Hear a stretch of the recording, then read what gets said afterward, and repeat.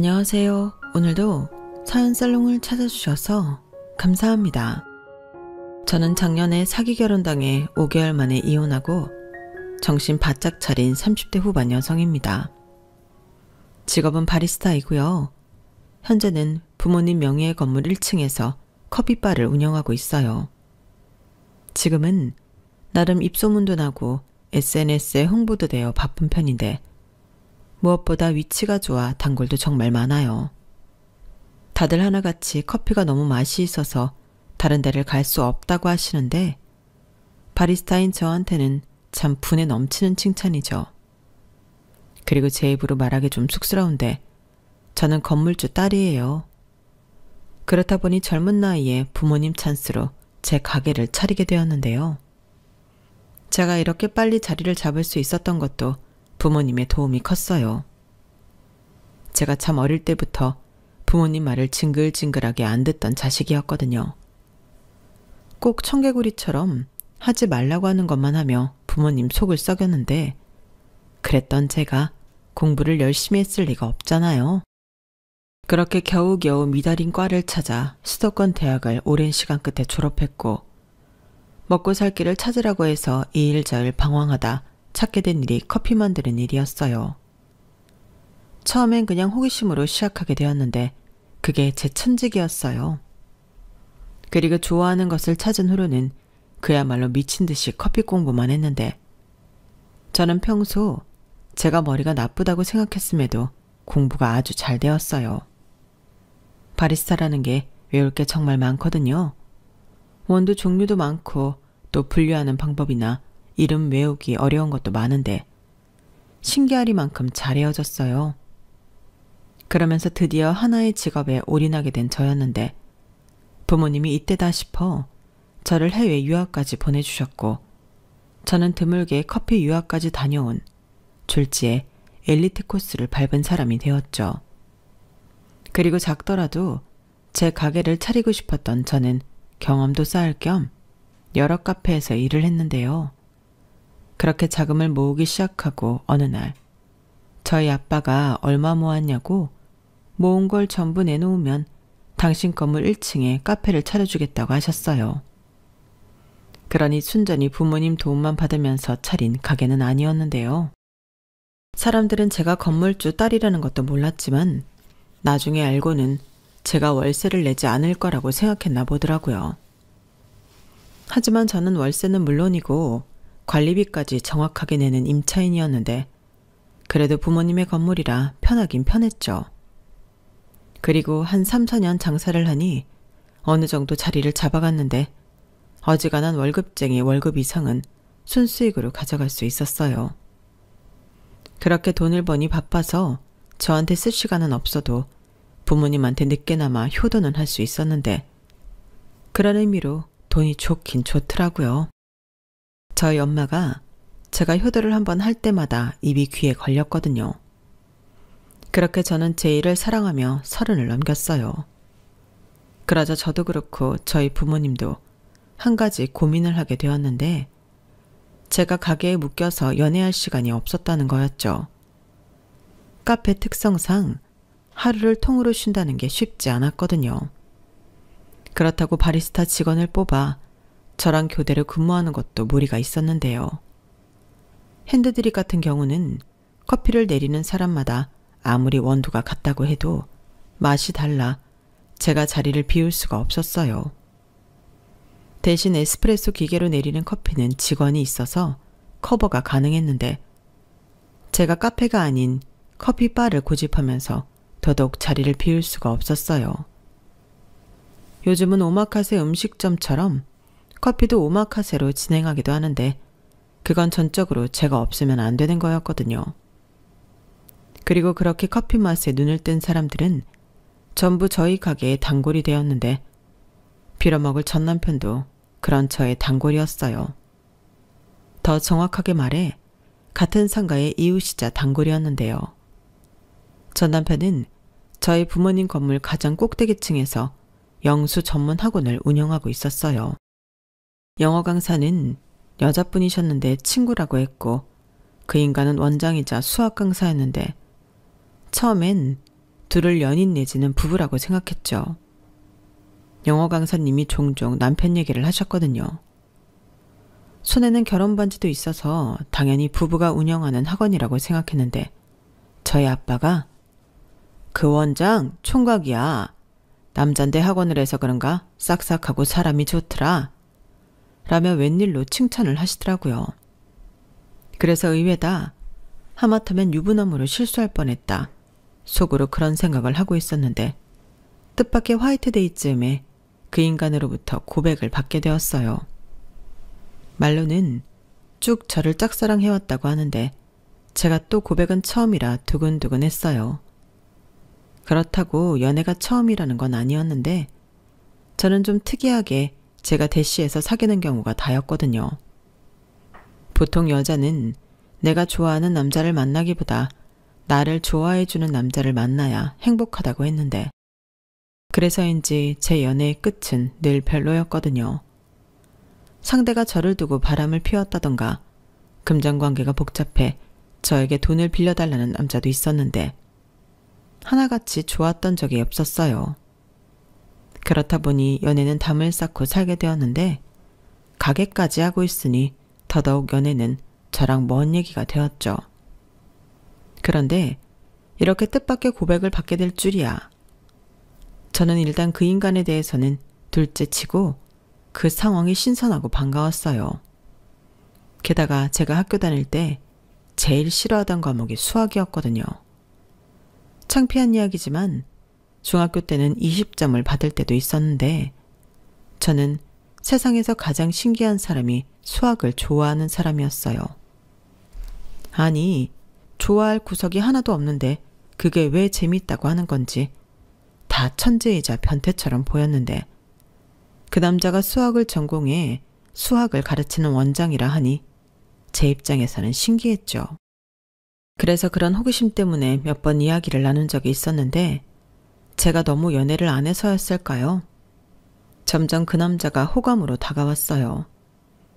저희 부모님도 괜찮은 청년이라고 하고 무엇보다 저를 좋아한다고 하니 거리도 가깝겠다 만나보기로 했죠.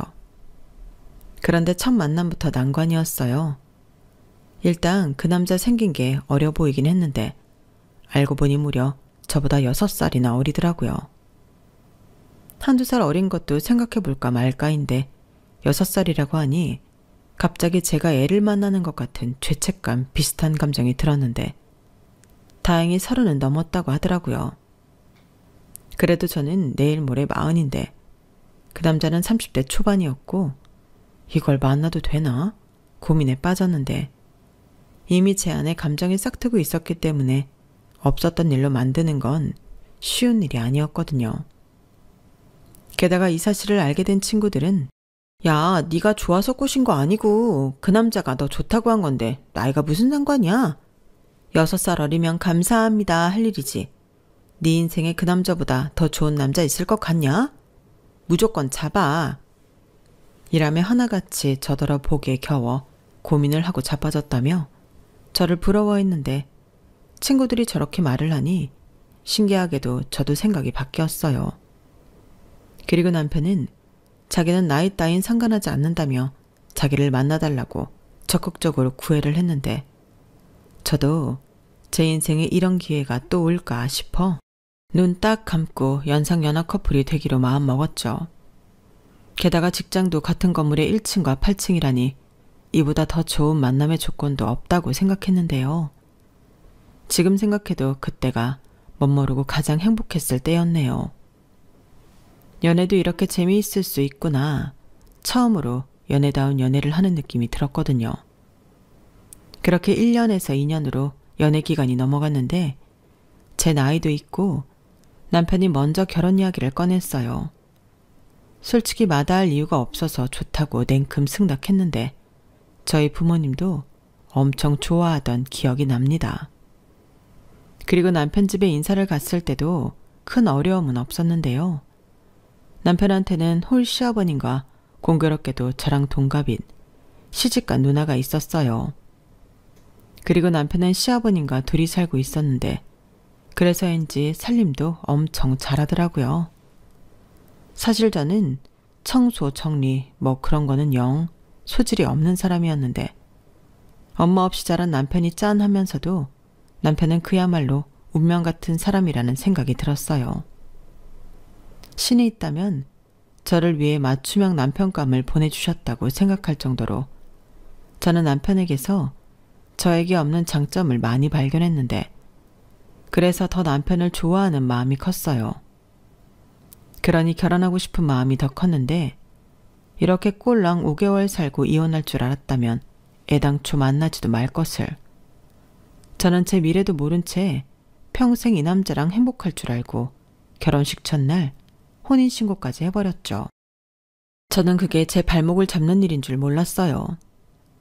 그런데 결혼식을 올리고 신혼여행까지 잘 다녀온 뒤 곧이어 제 결혼 생활에는 이상 신호가 잡히기 시작했어요.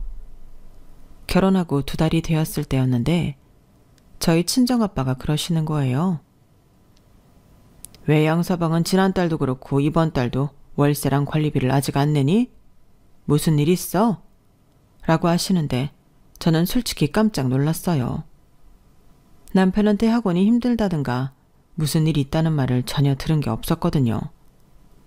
그래서 제가 확인해 보겠다고 말씀드렸고 곧장 남편 학원에 올라가 남편한테 월세와 관리비 이야기를 했는데 남편은 깜짝 놀라며 저에게 말했어요. 저는 하도 깜짝 놀라길래 월세 내는 걸 깜빡해서 그러나 했더니 남편은 전혀 다른 의미로 놀란 거였어요. 뭐? 장인어른 건물인데 내가 월세랑 관리비를 내야 해? 나는 사위잖아. 라며 황당하다는 듯 말을 하는데 저야말로 남편의 말에 황당 그 자체였죠. 친딸인 저도 월세랑 관리비며 다 내고 있는데 사위가 뭐라고 그런 특혜를 준답니까? 그리고 그런 건 자기도 확인을 해봐야 하는 거 아닌가요? 그래서 제가 딸인 나도 내는 돈을 무슨 사위라고 봐주겠냐. 제가 약간 화를 내며 말을 했는데 남편은 몰랐다며 딱 잡아뗐어요. 뭐? 자기도 월세를 낸다고? 관리비도 다 내고? 야, 장인어른 진짜 너무하시다. 아주 떼돈을 보시라고 하나 보네. 자식들 돈까지 탐을 내셔야 해? 탐? 그게 왜 탐이야? 당연히 받아야 하는 돈인데. 막말로 자기 아니고 남한테 주면 당연히 받을 월세를 뭐하러 사위한테 주고 그걸 안 받겠어? 그리고 자기가 잘 모르나 본데 우리 아빠도 이게 직업이야. 건물주도 직업이라고. 엄마가 괜히 여기 와서 건물 관리하고 신경 쓰는 줄 알아? 그게 업이니까 그러는 거지. 나야말로 정말 깜짝 놀랐다. 어떻게 확인도 안 해보고 당연히 사위니까 월세를 안 내도 된다고 생각할 수가 있어? 그야 상식적으로 생각하면 그렇겠다 싶었지. 그리고 나는 자기 월세 안 내는 줄 알았으니까 아마 여기 상가 사람들 다 그렇게 생각할걸? 그러니까 왜 확인도 안 하고 그런 생각을 하냐고. 아무튼 밀린 월세랑 관리비 당장 내. 이 건물 월세가 우리 부모님 생활비고 노후 자금이야. 알겠어. 그만 쪼아대. 내면 되잖아. 진짜 생각할수록 기분 나쁘네. 뭐라고? 기분 나쁘다고. 뭐하러 그런 얘기를 여기까지 와서 해? 사람 쪽팔리게. 집에서 해도 되잖아. 지금 건물주 딸이라고 나 무시하냐? 다 참. 저는 남편의 태도에 어이가 없다 못해 화가 났어요. 자기가 잘못해놓고 왜 저한테 성질을 부리는 건지 적반하장도 유분수더라고요. 하지만 그렇다고 거기서 부부싸움을 할 수는 없었는데 소문이라는 게 무서웠거든요. 그래서 어금니를 팍 물고 집에서 보자 벼르며 남편의 학원에서 나왔는데 그날 하루 종일 남편 때문에 기분이 나빴어요. 심지어 자기 학원 월세 안 내려고 저랑 결혼한 건 아닐까 이런 생각까지도 들었는데 지금은 그게 사실이었다는 걸 알지만 그때는 노파심에 그런 생각을 했을 뿐 정말 그럴 거라고는 생각하지 않았죠. 그렇게 남편은 밀린 월세를 거의 일주일에 걸쳐 모두 냈다 하더군요. 그렇게 처음 이상 신호가 지나가고 곧장 또 다른 일이 터졌어요. 저희 부모님이 건물 임대료로 생활을 하시기 때문에 바쁘지 않을 때는 종종 여행을 다니시거든요. 두 분 다 워낙에 여행을 좋아하셔서 가까운 곳도 꽤 먼 곳도 두 분이서 다니세요. 그건 상가 사람들도 거의 다 아는 사실인데 그래서 그걸 부러워하는 분들도 계셨고 좋아 보인다고 말씀하시는 분들도 계셨죠. 그리고 남편은 굳이 따지자면 부러워하는 사람 쪽이었는데 자기는 가족들이랑 여행을 다녀본 게 언제였는지 기억도 나지 않는다고 하더라고요. 보통의 가족들은 있는 그런 추억이 없다며 살짝 얼굴이 어두워졌는데 그 모습이 딱해 보였어요. 솔직히 제가 시간을 빼는 게 정말 쉽지가 않은데 그래도 남편을 위해서는 시간을 내고 싶더라고요. 보통 학원들도 아이들 방학에 맞춰서 짧게는 3일, 길게는 주말 껴서 일주일은 쉬는데 그 즈음을 이용해서 시아버님을 모시고 가까운 제주도라도 다녀오면 좋겠다고 생각했어요. 물론 시아버님 경비는 저희 부부가 부담하고요. 그런데 남편은 우리끼리만 가는 게 마음에 걸린다며 자기 누나한테도 물어보자고 했고 누나가 안 된다고 하면 그때 우리끼리 다녀오자고 했는데 저도 이왕 가는 거 신우도 같이 가면 좋겠다고 생각했어요. 남편 말대로 우리끼리만 갔다고 서운할 수도 있는 일이니까 남편한테 물어보라 시켰는데 신우가 무슨 제주도냐며 일본을 가자고 했답니다. 우리 누나가 그 돈이면 일본 갈 수도 있다고 차라리 일본을 가자고 하네. 나도 이왕이면 해외여행에 좋을 것 같긴 해. 우리 아빠 온천 엄청 좋아하거든. 그래, 알겠어. 그럼 다시 찾아올게. 그럼 경미는 형님네 것만 따로 내 계좌로 보내달라고 하면 되는 거야? 뭐? 우리 누나한테 돈을 받는다고? 이왕 가는 거 기분 좋게 다녀오자. 우리가 내면 나중에 우리 누나도 고마워서 우리한테 뭐라도 해주겠지. 지금 그게 무슨 소리야? 그럼 형님네 가족들 몫까지 우리가 내자고? 배보다 배꼽이 더 크다고 생각하지 않아? 나는 그건 아닌 것 같아. 형님네가 경비 내시면 같이 갈 수 있지만 이건 아니지. 설마 형님이 그렇게 말씀하셨어? 저는 혹여 신우가 먼저 그런 얘기를 꺼냈을까 남편한테 물었어요. 하지만 남편은 기분 나쁘다는 듯 입을 꾹 닫았고 이렇게 기분 나쁠 거 차라리 가지 말자고 삐졌는데 저도 짜증나서 그러자고 없던 일을 하겠다고 했어요.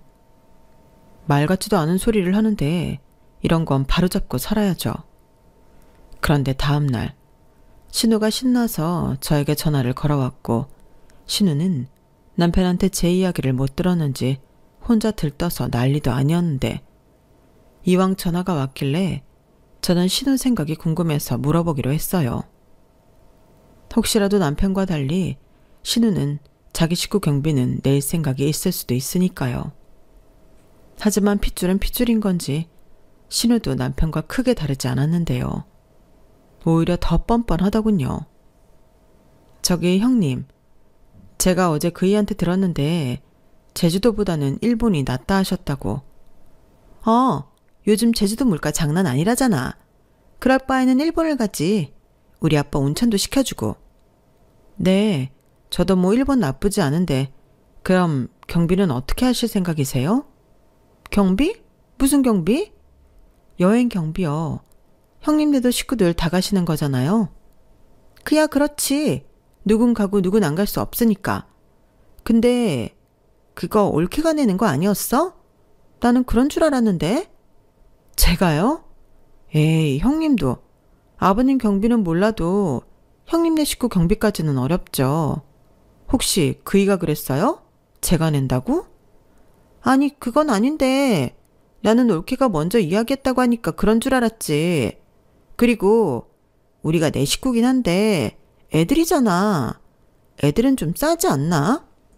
그러지 말고 올케가 이번에는 기분 좋게 싸라. 나 진짜 해외여행, 신혼여행 다음으로 처음 간다. 올케는 돈도 잘 벌고 집도 부자잖아. 무슨 그런 말씀을 하세요. 저도 뭐 들쑥날쑥하죠. 그리고 집이 부자라는 건 저희 친정 말씀하시는 거예요? 생각하시는 것처럼 그런 건 아닌데. 설령 그렇다고 해도 그건 제 돈이 아니죠. 치사하다. 그럼 굳이 왜 나한테까지 여행 갈 거냐고 물어봤어. 지금 사람 놀리는 거야? 우리는 100만 원은커녕 50만 원도 낼 여유가 없단 말이야. 그럼 어쩔 수 없죠. 그리고 지금 저희 부부도 그 일로 싸워서 여행 얘기는 없던 걸로 하기로 했어요. 저는 좋은 마음으로 제안한 건데 일이 이렇게 될 줄 몰랐네요. 죄송해요. 뭐야, 지금 그러니까 이렇게 사람 기분 들쑤셔놓고 없던 일로 하겠다고? 이야, 올케 네가 정말 우리를 먹같이 생각하는 거구나? 지금 나랑 장난해? 왜 저한테 그러세요? 그럼 제가 비용 다 내고 가는 건 식구들 위하는 거고 형님네 비용은 각자 부담하라고 하면 먹같이 생각하는 거예요? 이건 아니죠. 저한테 돈 맡겨놓으신 것도 아닌데. 정말 치사하다. 더럽고 치사해서 안 가. 됐냐?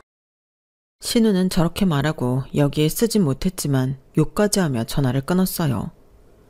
아니, 무슨 거지근성이 있으면 저리 생각하고 행동할 수가 있는 건지 불쾌하기 짝이 없었는데 몇 시간 후 제 누나한테 전화를 받았는지 남편이 화가 나서는 제 가게로 왔어요.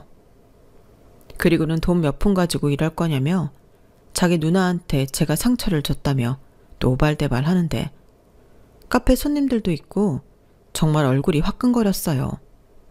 그래서 그럼 나 혼자 7명 여행 경비를 모두 부담하는 게 맞는 거냐고 저도 물러서지 않고 말했는데 자기도 같이 부담하는 거니까 우리가 부담하는 거라고 하더라고요. 그러니까 잠만 말고 저더러 여행 준비를 하라고 하는데 기가 차서 헛웃음이 나왔어요. 그래서 나는 싫으니 네가 하라고 했는데 차마 이런 기분으로 그 식구들 틈에 끼어 여행 가고 싶지 않으니 나는 빼라고 했죠. 그럼 6명이고 전부 자기 가족이니 더 기꺼운 마음으로 준비할 수 있을 것 같아 나름 배려를 해준 건데 남편은 저더러 끝까지 해볼 거냐며 그냥 됐다고 여행은 없었던 일로 하자고 하더군요. 그러면서 여행은 됐고 여행 경비로 쓰라고 했던 돈을 자기한테 현찰로 달라고 했는데요. 그러니까 3인 경비를 저더러 돈으로 달라고 하는 거예요. 저는 이건 또 무슨 잡소리인가 싶어 남편을 그냥 쳐다만 봤는데 지도 지가 말하고 민망하긴 했는지 슬쩍 꽁무니를 빼면서 자기 학원으로 돌아갔어요. 보는 눈이 많고 사람들이 다 듣고 있으니 자기도 이건 아니다 싶었겠죠. 그 뒤 저는 남편한테 말도 하지 않고 상종도 하지 않았어요. 그리고 무슨 미련인지 신우가 계속 전화를 했는데 일부러 받지 않았죠. 솔직히 받을 이유가 저에겐 하나도 없었거든요. 저는 신우한테 사과를 받기 전에는 다시 상종할 마음이 없었는데 그건 비단 여행 때문이 아니었어요. 평소 신우는 저랑 동갑인데도 참 염치가 없었거든요. 제 손윗사람이라고 저한테 함부로 하려고 하고 식구들끼리 외식이라도 하면 계산하지 않으려고 이리 빼고 저리 빼며 은근 저한테 계산서를 넘겼는데 남편은 자기 누나가 형편이 안 좋아서 그런다고 하지만 제일 비싼 걸 찾는 사람이 신우라 더 얄미웠어요. 그러니까 자기는 돈이 없어도 남의 돈으로 좋은 거 먹겠다는 심보잖아요. 그리고 그걸 남편은 안쓰럽게 생각하고 저더러 호의를 베풀라고 하는데 지가 뭔데 저한테 그걸 하라 마라 하는 건지 원래 이런 남자를 내가 좋다고 결혼까지 한 건가. 그때부터 제 마음이 심란하기 시작했죠. 결혼하니까 순전히 지 식구만 챙기려 하는 못된 놈이더라고요. 결혼 전에는 그렇게 저랑 저희 부모님한테 잘 보이려 몸에 좋은 거라고 선물 공세도 하고 자처해서 아부도 떨더니 결혼하고 사이가 된 후부터는 지가 뭐라도 된 듯 상가 사람들한테도 살짝 으스대기도 했어요. 저나 저희 부모님이나 그런 인간 분유를 딱 싫어하는데 제가 선택해서 결혼까지 한 남자가 저러고 있으니 이걸 어떻게 해야 할까 고민이 많았어요. 심지어 이젠 저한테까지 자기 가족들에게 잘 보이고 돈 쓰며 호의를 베풀라고 시키니 한 번쯤은 뒤집어 엎더라도 남편과 단판을 지어야겠다고 생각했어요. 그런데 이게 참 쉽지가 않았는데 여행은 결국 그렇게 물거품이 되었고 그 이후의 사건으로 저는 이혼을 결심하게 되었어요. 그때는 웬일로 시아버님이 당신이 사겠다며 외식을 하자고 연락을 주셨는데 아마 저는 말하지 않았지만 남편한테든 신우한테든 여행 이야기를 들으셨을 수도 있겠다 생각하고 있었거든요. 그래서 민망해서 저도 연락을 잘 드리지 못했는데 시아버님이 저리 먼저 연락을 주시니 저도 살짝 긴장하긴 했어요.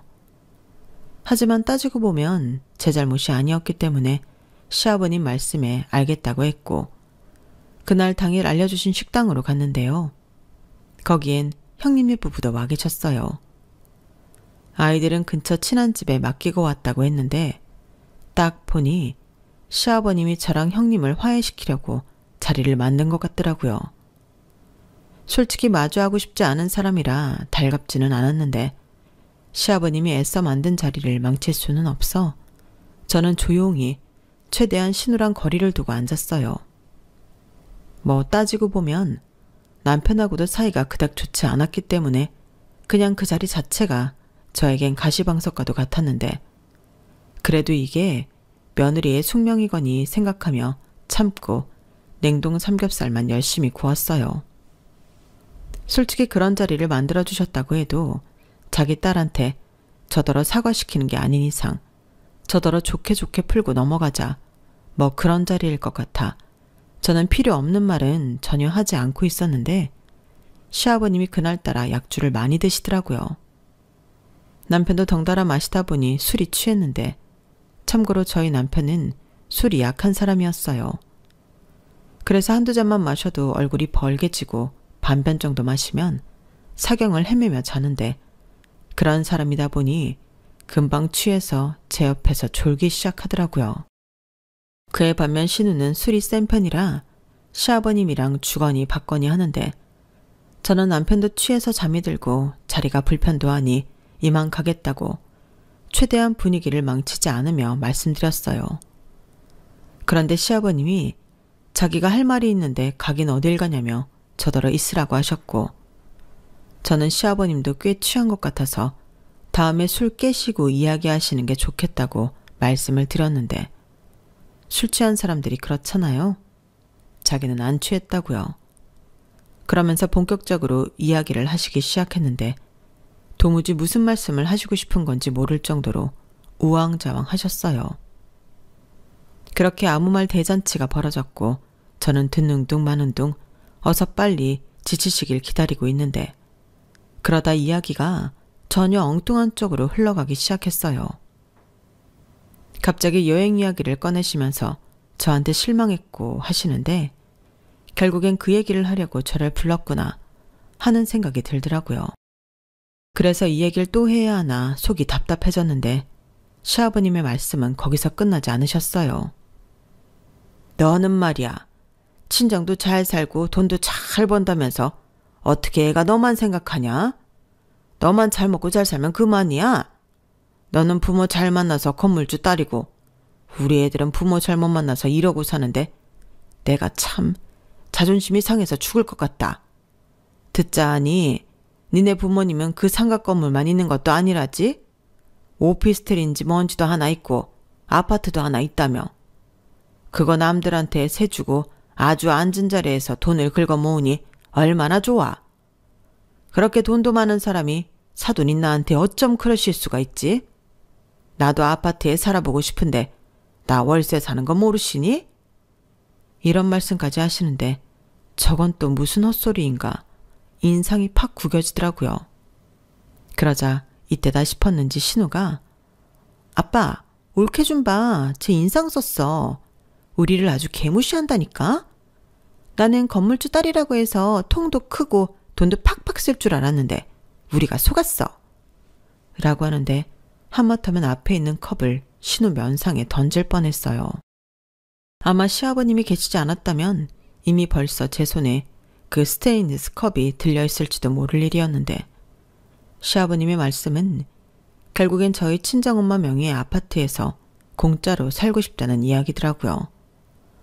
세상에 어쩌면 이렇게들 식구들이 똑같을 수가 있을까. 속은 건 그들이 아니라 저였는데요. 신우 말을 듣고 저는 확신했어요. 이 사람들은 저 하나 호구 잡아서 팔자를 고치고 싶은 거더라고요. 그리고 남편 역시 똑같은 사람이었는데 그러니 결혼하자마자 확인도 않고 자기 학원 월세도 안 냈던 거고요.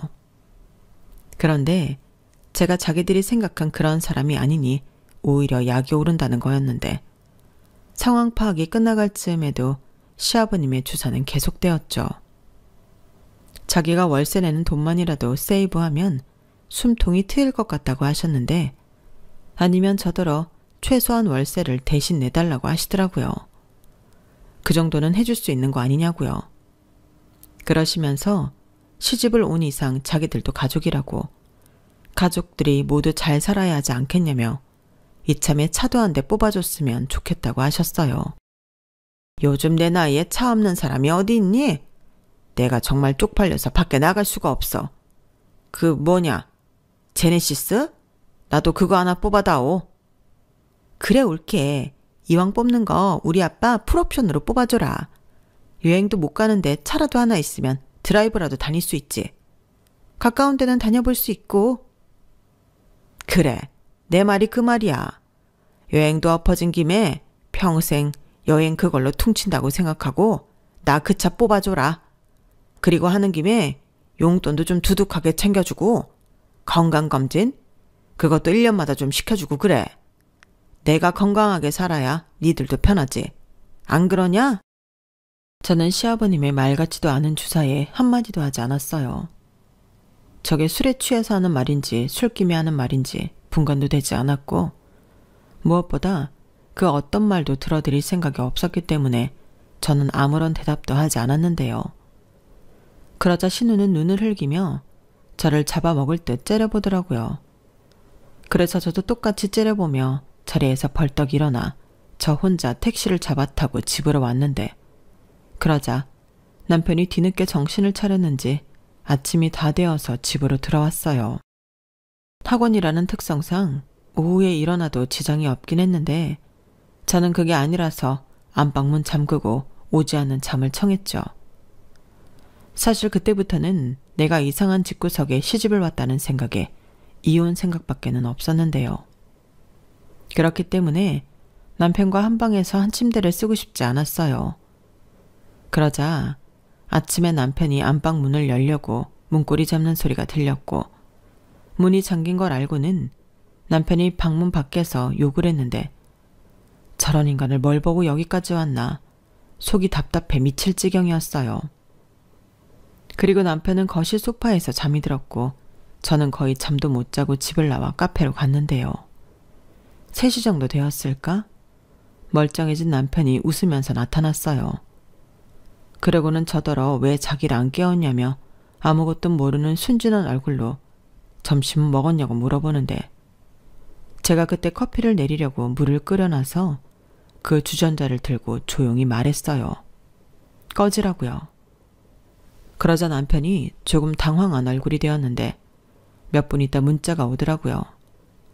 자기는 어제 취해서 아무것도 모르는데 무슨 일이 있었냐고. 그런데 무슨 일이 있었다고 해도 술자리에서 벌어진 일이니 잊으라고 했는데 저는 절대 못 잊는다고 답장했어요. 그리고는 다음 연락은 없었는데 퇴근하고 집에 가니 남편이 먼저 집에 와 있더라고요. 뭐 평소에도 제가 더 늦게 끝나기 때문에 남편이 먼저 집에 가 있는데 그날은 야식까지 준비해놓고 저를 기다리고 있었어요. 당연히 그걸 보고 좋아할 제가 아닌데 자기 혼자 실실 쪼개며 제 눈치를 보더라고요. 그리고는 자기도 누나한테 들었다며 자기 아빠가 요즘 힘들어서 그런다며 저더러 이해해달라고 했는데요. 저는 그럴 수 없다고 했습니다.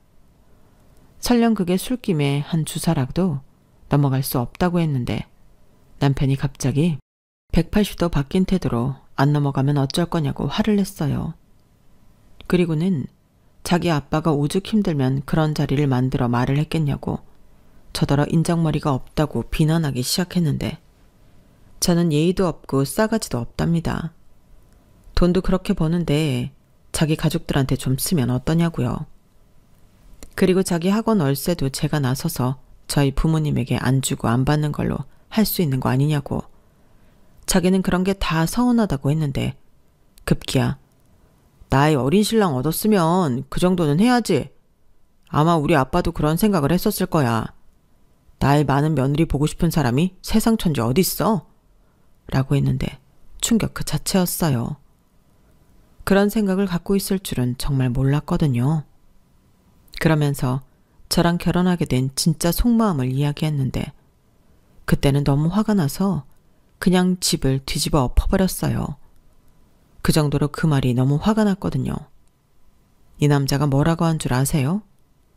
자기는 제가 돈도 잘 벌고 친정도 잘 사니 자기 집에 효도하려고 심청이 임당수에 빠지는 심정으로 저랑 결혼을 했다고 하더라고요.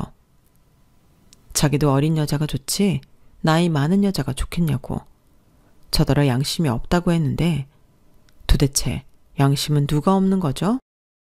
아니 양심이라기보다 남편을 비롯한 그 식구들 모두 저랑 저희 친정에 빨대를 꽂겠다는 사람들이었으니 이건 제가 속아서 한 결혼인 거죠.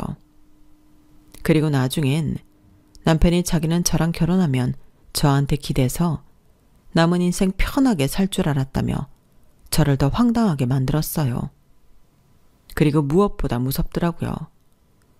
목적을 갖고 저한테 접근했고 결혼까지 했는데 저 사람이 저한테 어떻게 할지 모르는 거잖아요. 그래서 그날은 그냥 그랬냐? 나는 몰랐다. 이 정도만 이야기하고 조용히 넘어갔는데 다음날 출근했다가 오후에 다시 집으로 돌아왔어요. 제 짐을 챙기려고요. 아침에는 남편이 있으니 최대한 남편 모르게 집을 나가고 싶었는데 그리고 바로 친정에 얘기하고 저는 변호사를 찾아갔어요. 이렇게 이혼 상담을 하는데 변호사님이 합의 이혼은 힘들 것 같다며 그냥 바로 소송을 진행하는 게 나을 것 같다고 하더라고요. 그래서 저도 같은 생각이라며 남편이랑 남편 가족이 너무 무섭다고 솔직히 얘기를 했는데 아니나 다를까 제가 짐을 가지고 나간 걸 알자 남편이 미친 인간처럼 날뛰기 시작했어요.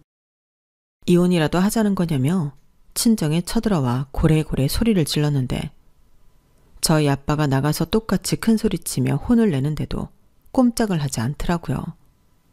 결국엔 경찰을 불러 일단락이 되었는데 다음날 남편이 저를 찾아와 비아냥거리며 말했어요. 이혼하고 싶으면 제 재산의 절반을 달라고 했는데요. 무슨 개소리냐고 제가 맞받아치자 원래 부부 사이의 재산은 공동재산이라며 그렇게 하는 거라고 저에게 친절하게 알려주더라고요.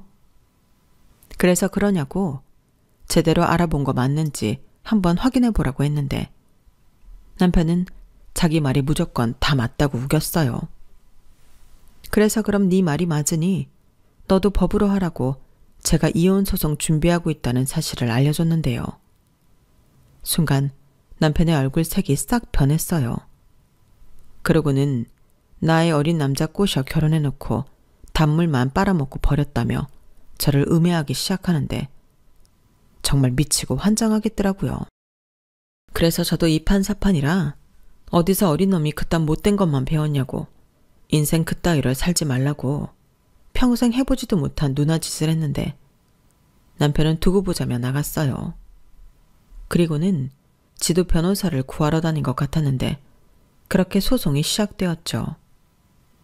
하지만 워낙에 결혼 생활도 짧고 남편과 남편 가족들이 저한테 한 짓들이 악질이었기 때문에 소송 자체는 어렵진 않았어요. 하지만 남편의 억지 주장과 거짓말에 제 인내심이 바닥이 났는데 경찰에 신고한 이력과 저희 가게에 찾아와 막말했던 것들이 증거가 되어 소송은 제 승리로 끝이 났어요. 그리고 판사님 앞에서 어찌나 전혀 다른 말을 하는지 정말 저 인간이 무서운 인간이라는 생각밖에 들지 않았는데요. 저를 오랫동안 짝사랑했다는 것도 그냥 오랫동안 타겟으로 노린 것 같더라고요. 그러니까 건물주 딸이라는 걸 안 그때부터 저를 꼬셔서 결혼하고 싶었던 거였어요. 그런데 지 생각처럼 안 되니 나중엔 자기 속을 다 까서 보여준 꼴이 되었고 그 때문에 저랑 이혼하게 되었는데 저희 아빠가 마침 그 학원 계약이 끝났다며 저더러 걱정하지 말라고 하셨어요. 계약은 진작에 끝났는데 보통 자돈 연장하니까 그냥 같은 조건으로 연장해 준 거라고. 하물며 사위 학원인데 당연히 그럴 생각이셨다고 하셨는데요. 이젠 그럴 이유가 없으니 쫓아내겠다고 하셨어요. 그러자 이런 낌새를 알아챈 건지 남편이 잘못했다고 빌기 시작했는데 그때 같이 학원을 하던 영어 강사 친구가 그랬어요. 남편이 원래 목표가 있으면 무서운 인간이라고요. 그리고 어지간해서는 포기할 줄도 모른다며 저더러 잘못 엮인 것 같다고 했는데 자기는 결혼도 그렇게 할 줄은 몰랐다며 이참에 남편과 손절할 생각이라고 하더군요. 친구가 저렇게 말할 정도면 정말 이상하고 무서운 사람이라는 건데 저는 이후로 더 강하게 나가기로 했어요. 원래 그런 사람일수록 자기보다 강한 사람한테는 쪽을 못 쓴다는 그 진리를 믿어볼 생각이었죠.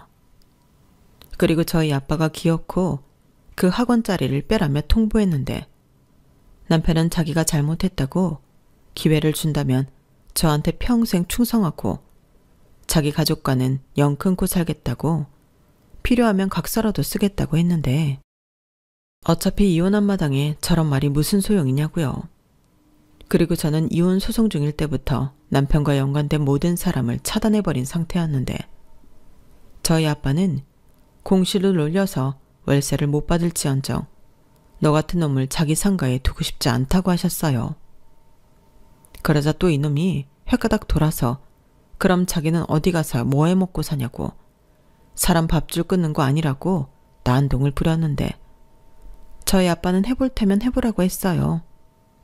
그리고 파손한 것들도 전부 보증금에서 까겠다고 단호하게 대처하셨는데 역시 센 척하는 놈은 정말 센 사람한테는 쪽을 못 쓰더라고요.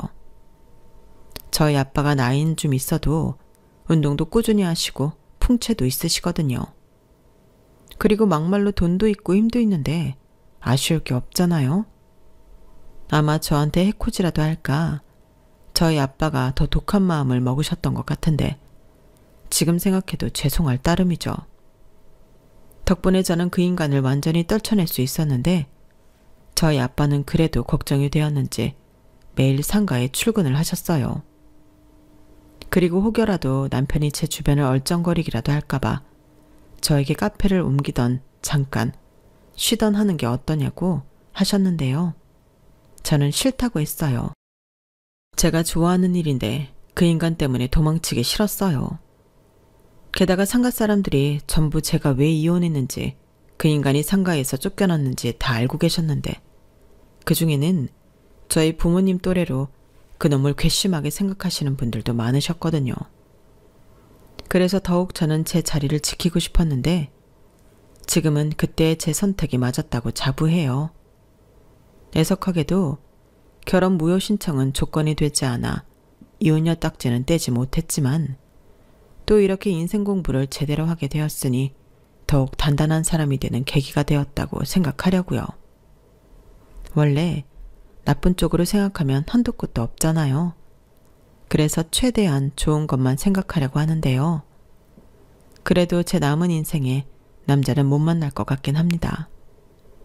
많이 산 건 아니지만 제일 무서운 게 사람이더라고요.